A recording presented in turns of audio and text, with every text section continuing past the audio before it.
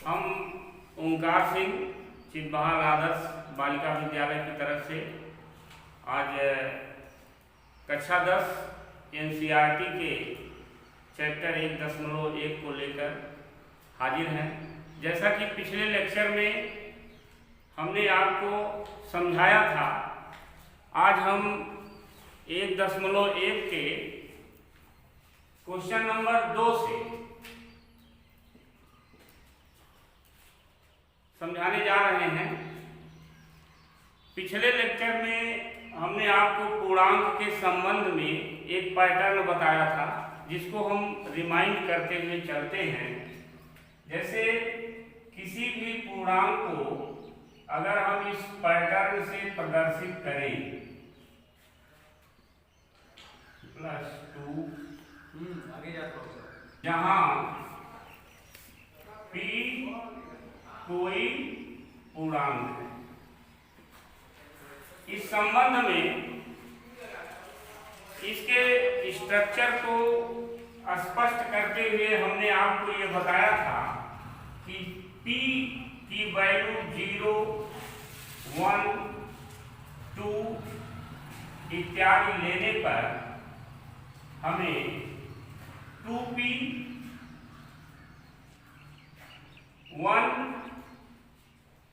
2p + 2 में 2 मिलता है, यहाँ 1 रखने पर 5 मिलता है। जब हम p की वैल्यू 1 पुट करते हैं तो 2 दूसरे पैटर्न में हमको मिल जाता है 3। इस पैटर्न में 2 2 या 4 + 2 6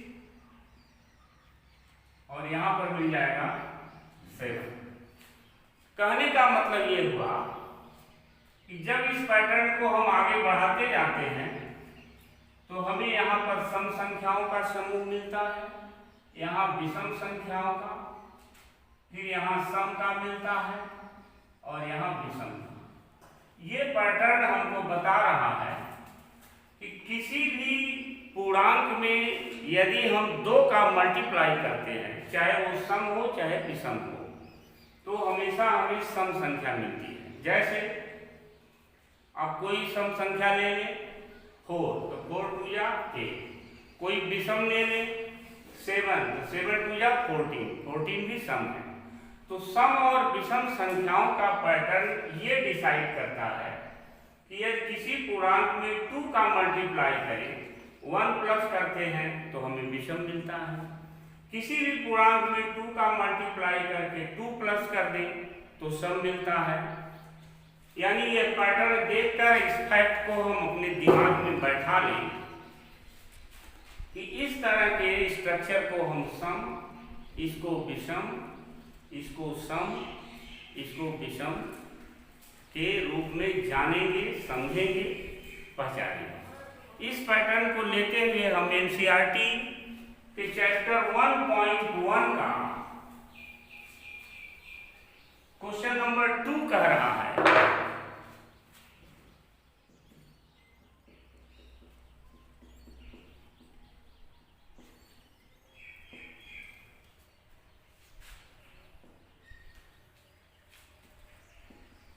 क्वेश्चन नंबर 2 में हमें समझाना है, दर्शाइए कोई धनात्मक विषम पूर्णांक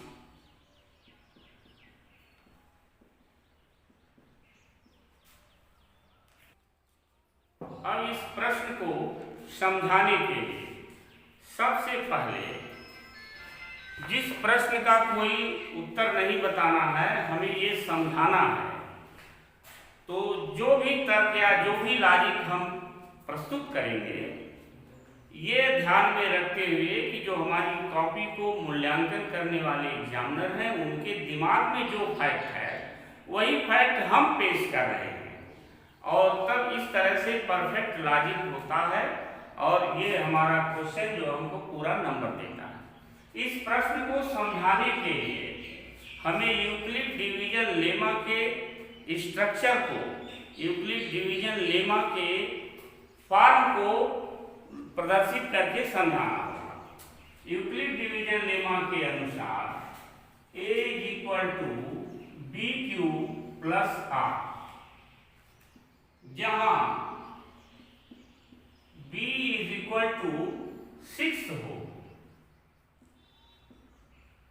तो a is equal to 6q plus r के अनुसार r की वैल्यू 0, 1, 2, 3, 4, 5 तक हो सकते हैं, क्योंकि ये रिमाइंडर होता है, ये कल आपको बताया गया था कि हमेशा 0 के इक्वल या 0 से ग्रेटर होगा, बट डिवाइजर से लेस होता है। इस प्रकार इस पूर्णांक को हम कितने रूपों में लिख सकते हैं? a is equal to 6q plus 0 means 6q, q की वैल्यू 1 लेने पर 6q प्लस 1, हाँ a is equal to 6q plus 2, a is equal to 6q plus 3, a is equal to 6q plus 4, a is equal to plus 5। इस तरह के structure को Euclid division lemma के अनुसार लिखने पर हम देखते हैं कि 6q को हम लिख सकते हैं 2 इंटू 3q, जहां 3q को हम कोई भी पूर्णांक मान लें तो यह 2m एक सम पूर्णांक है। इस प्रकार 6q प्लस 2 को 2 आप कॉमन लेकर लिख सकते हैं 3q प्लस 1, जहां 3q प्लस 1 को पूर्णांक m लिखें तो 2m is also even number सम पूर्णांक है। इस प्रकार से हम लिखते हैं कि 6q प्लस 2 और 6q प्लस 4, 2 कॉमन लेने पर 3q प्लस 2 यानी कि 2 इंटू m, जहां 3q प्लस 2 सम इंटीजर्स यानी m। इस दिए गए स्ट्रक्चर में जितने भी सम इंटीजर्स को निकालने के बाद जो रिमेनिंग बच रहा है वो अतः शेष बचे हुए पूर्णांक 6q plus 1, 6q plus 3, 6q plus 5 विषम पूर्णांक होंगे। ये हमको समझाना था, यानी किसी भी विषम पूर्णांक को हम 6q plus 1, 6q plus 3, 6q plus 5 के रूप में लिख सकते हैं, जहां पर q कोई भी इंटीजर्स या पूर्णांक है, धन पूर्णांक है। इसी स्ट्रक्चर को हमने अभी पहले बताया है कि किसी भी सम में 1 प्लस कर देने पर विषम होगा। ये फैक्ट आपको अपने दिमाग में बैठाना होगा। ये सम है 3 प्लस करने पर विषम हो जाएगा, ये सम है 3 प्लस करने पर विषम, 5 प्लस करते हैं तो विषम हो जाता है। इस प्रकार now move to the question number 3। Question number 3 ये कहता है 616 सदस्यों की सेना की एक टुकड़ी को 32 सदस्यों वाली आर्मी बैंड के पीछे मार्च करना है। दोनों समूहों को समान स्तंभों के रूप में व्यवस्थित करना है। ये आपका क्वेश्चन कर रहा है। इस तरह के क्वेश्चन के लिए हम सीधे सीधे महत्तम समापवर्तक याद करते हैं, जो कि महत्तम समापवर्तक आप पिछली कक्षाओं में अन्य विधियों से निकाला है, गुणनखंड से निकाला है, भागफल से निकाला है। आपके इस चैप्टर में यूक्लिड डिवीजन लेमा से भी आपने महत्तम समापवर्तक दो संख्याओं का निकाला है। अतः इस क्वेश्चन को हल करने के लिए आप सीधे सीधे 616 और 32 का महत्तम समापवर्तक निकालेंगे और जो इसका महत्तम समापवर्तक आएगा वही अधिकतम स्तंभों की संख्या होगी और आपका उत्तर होगा। आप आते हैं इस क्वेश्चन का रहा है कि यूक्लिड डिवीजन लेमा का प्रयोग करके ये समझाइए कि किसी भी धनात्मक पूर्णांक का वर्ग 3m या 3m+1 के रूप में व्यक्त किया जा सकता है, लिखा जा सकता है, जहां m कोई पूर्णांक है, जहां m कोई धन पूर्णांक है। यूक्लिड डिवीजन लेमा अब बार बार आपको बताया जा चुका है। यूक्लिड डिवीजन लेमा के रूप में अगर हम इस स्ट्रक्चर को लिखना चाहते हैं तो हमने पहले भी बताया है कि दो पूर्णांक, एक बार हम फिर रिमाइंड कर दें, दो पूर्णांक a तथा b यदि a is greater than b तो हम ये यूक्लिड डिवीजन लेमा के अनुसार a is equal to b q plus r के रूप में जब भी हम लिखना चाहें, यहाँ पर b बराबर 3।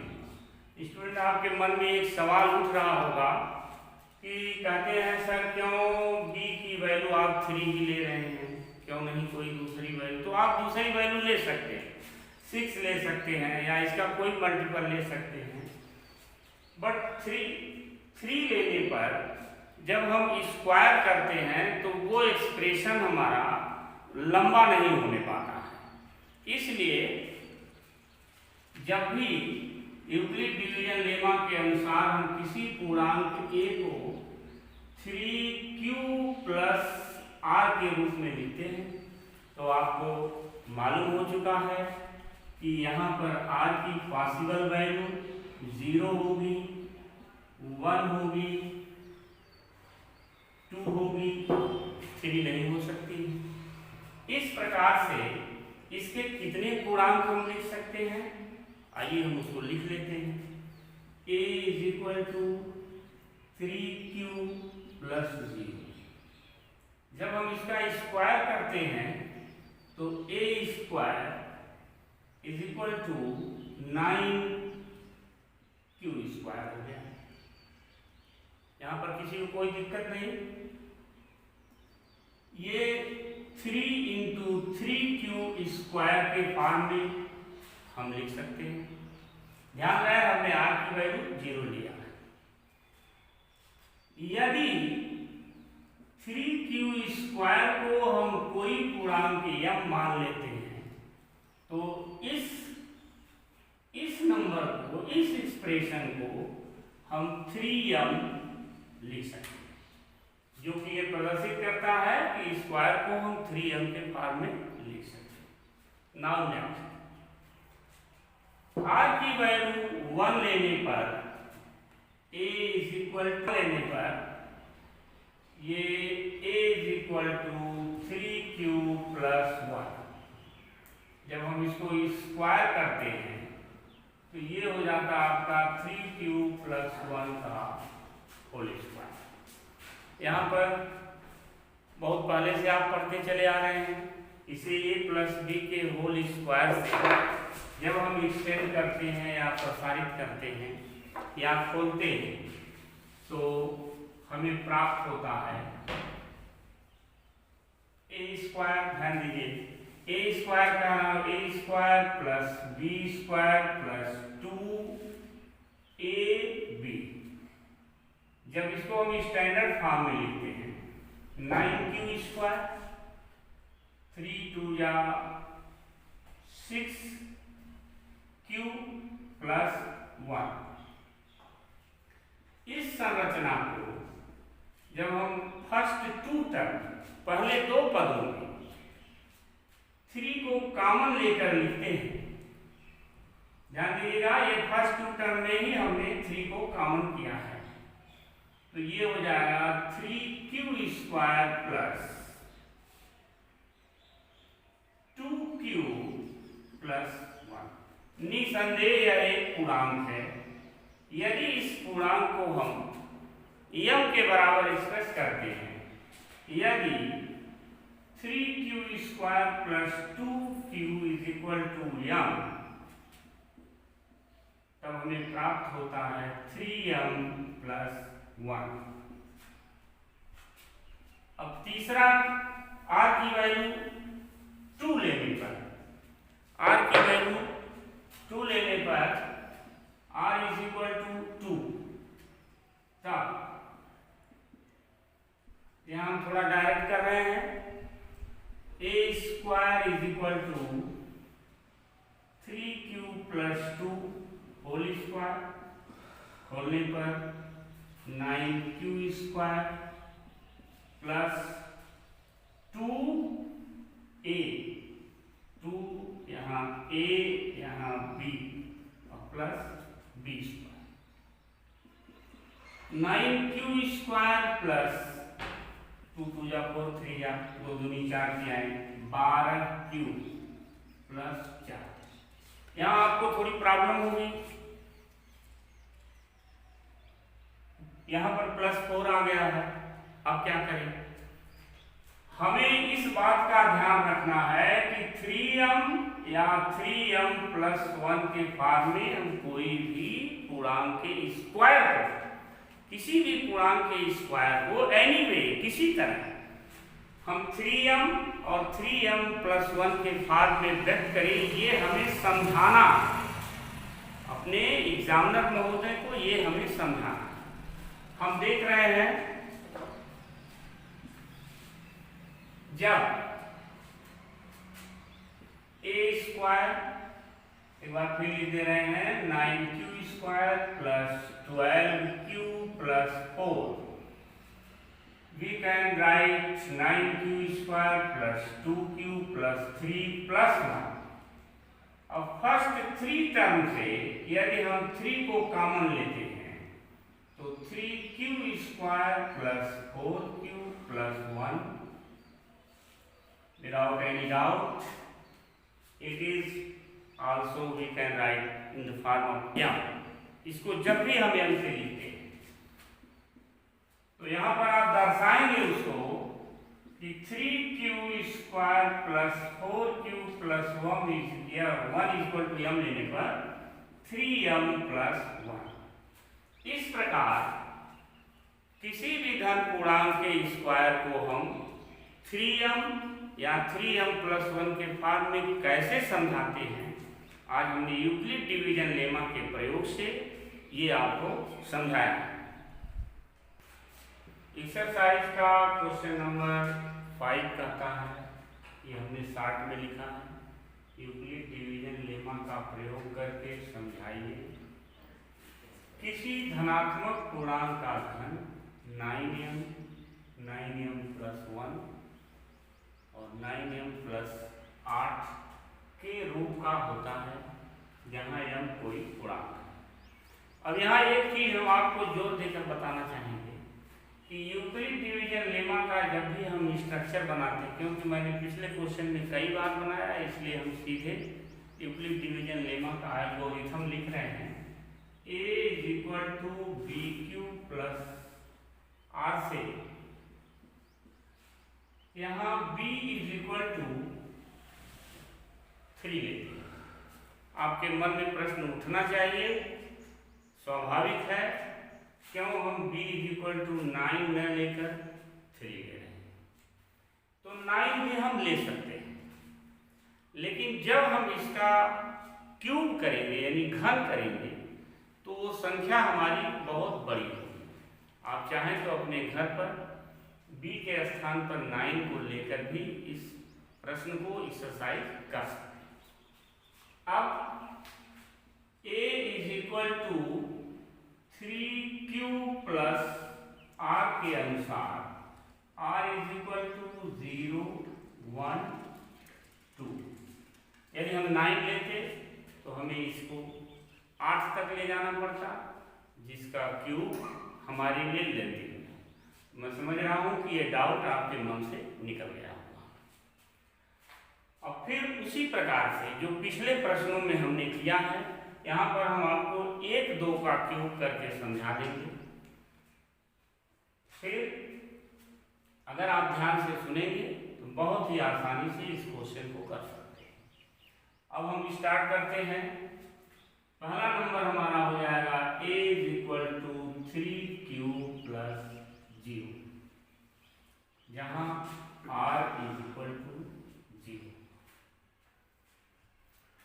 फिर लिखेंगे दोनों पक्षों का क्यूब करने, घन करने पर। समझते चलेंगे। a cube is equal to 27q cube is equal to 3 into 9q cube, जहां 9q cube is equal to m। तब 3m, यानी a cube is equal to 3m, जो ये स्ट्रक्चर पर यहाँ 9 कॉमन लेंगे हम। 9 3q क्यूब और 3q क्यूब को हम m अचीव करते हैं। 9m, ध्यान दीजिएगा यहाँ 9m। तो पहला स्ट्रक्चर हमने देखा कि इसके क्यूब को 9m के फॉर्म में हम प्रदर्शित कर सकते हैं। r की वैल्यू 2 लेने पर, 1 लेने पर यूक्लिड डिवीजन लेमा के अनुसार a cube is equal to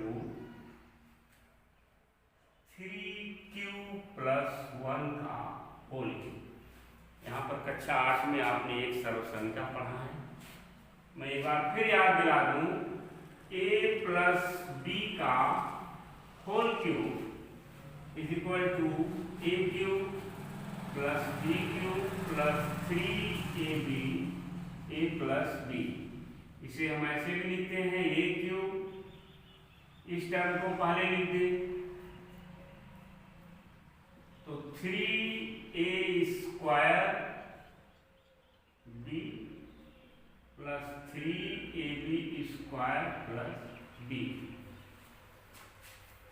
जब इसको क्यूब करके लिखते हैं तो आप देखिए a cube means 3q cube plus 3 into a into b plus b cube. a cube plus 3a square b, या a cube plus 3ab bracket में a plus b, 3ab bracket, यहाँ पर हम कर्ली ब्रैकेट लगा दें, a plus b cube. हमें प्राप्त होता है 27q क्यूब। 3 या 9q bracket 3q plus 1 cube. जब हम ब्रैकेट को तोड़ते हैं 27q cube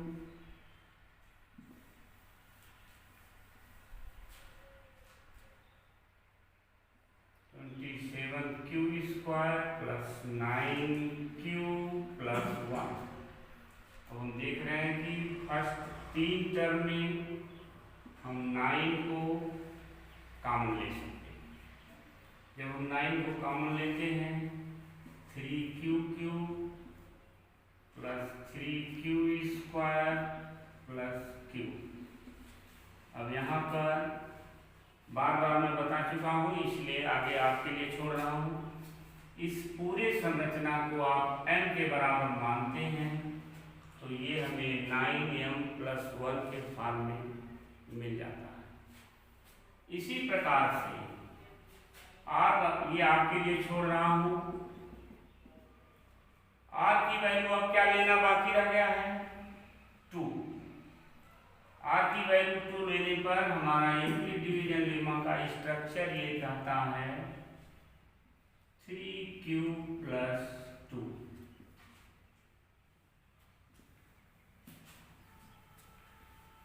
a³ =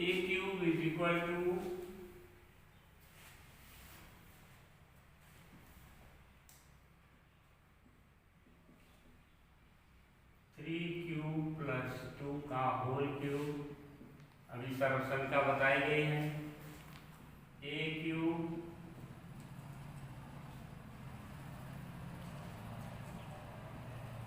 + 3ab bracket a + b। ध्यान दीजिएगा, जहां मैं ये कह रहा हूं वहां 3q लिख रहा हूं, जहां b कह रहा हूं वहां 2 लिख रहा हूं। + 2q 9q³ plus 3 × 9 × 18q 3q + 2 + 8। यहाँ 27 होगा, 27q³ प्लस 18 दूनी 36, 18 तिया में 54q² प्लस 36 यानी 36q + 8। अब जो स्टूडेंट थोड़ा भी ध्यान से, जो बच्चे थोड़ा भी ध्यान दिए होंगे, उनके दिमाग में तुरंत ये फैक्ट आ गया होगा कि अब इस प्रथम 3 टर्म में हम 9 को कॉमन लेकर यदि लिखना चाहें तो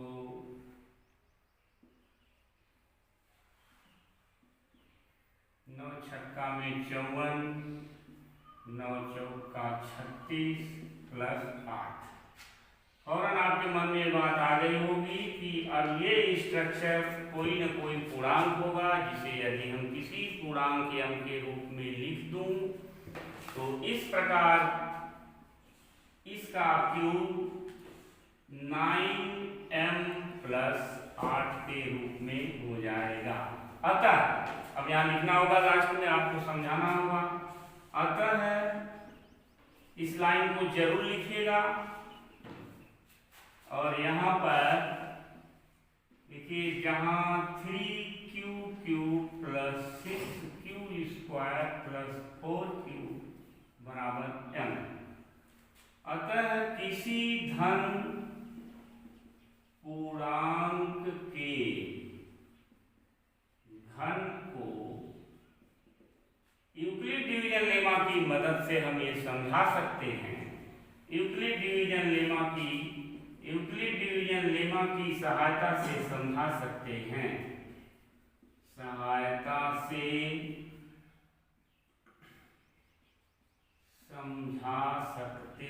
या अपने शब्दों में आप अच्छे शब्द बना के लिख सकते हैं कि उसके घन को हम 9 घन को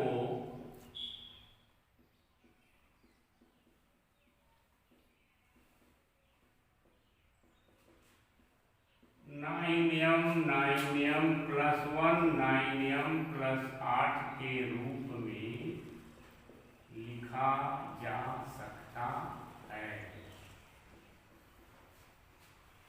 इस प्रकार आपकी एक्सरसाइज 1.1 समाप्त हुई। स्टूडेंट, इस प्रकार एनसीईआरटी कक्षा 10 के गणित का 1.1 चैप्टर समाप्त होता है। हमें आशा है कि आप इसको ध्यान से देखे होंगे। जितनी भी प्रमेय समझाई गई, आप इसको 2 बार 4 बार अपने से अभ्यास करेंगे और ढेर सारी शुभकामनाओं के साथ अब नेक्स्ट वीडियो में हम एक्सरसाइज 1.2 के साथ हाजिर होते हैं। Thank you.